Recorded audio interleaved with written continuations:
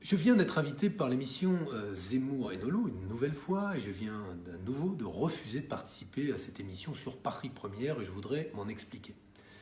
Depuis qu'il a été condamné pour incitation à la haine raciale, condamné en appel, je refuse de participer à des émissions où on bavarde, on palabre, on dialogue avec Éric Zemmour comme s'il était un chroniqueur ou un journaliste comme un autre.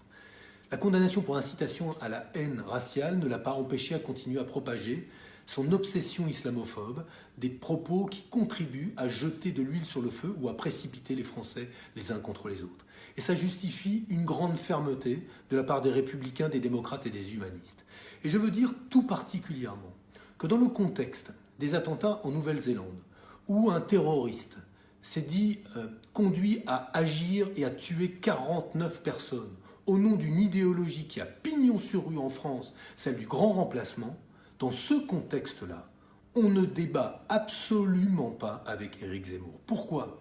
Parce qu'il appartient à ces élites, cette sorte de mainstream identitaire, ces élites qui relativisent le racisme lié à l'islamophobie, qui aujourd'hui consiste à défendre l'idée selon laquelle la France et l'Europe seraient l'objet d'un mouvement migratoire qui remplacerait les populations européennes et blanches par des populations arabo-musulmanes. Un concept absolument fou, mais qui a fini par rendre tellement fou un homme que celui-là, au nom du grand remplacement, a tué 49 personnes en Nouvelle-Zélande. Derrière la terreur, la violence terroriste, il y a toujours une idée. Certains la défendent peut-être ici, sans appeler aux attentats, mais ils la développent quand même. Et c'est ce qui justifie, et je le dis aux femmes et aux hommes de gauche, aux représentants politiques qui veulent aller à cette émission, je leur dis, il y a des moments où il faut poser des digues.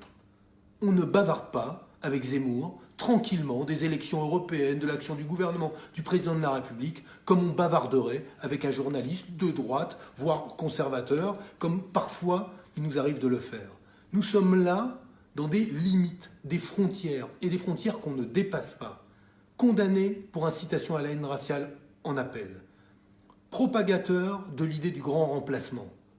Trouvez-vous raisonnable que cet homme-là continue à être salarié sur plusieurs médias, salarié, être un chroniqueur payé pour défendre ces idées-là, et sommes-nous là aujourd'hui pour lui servir de faire-valoir ?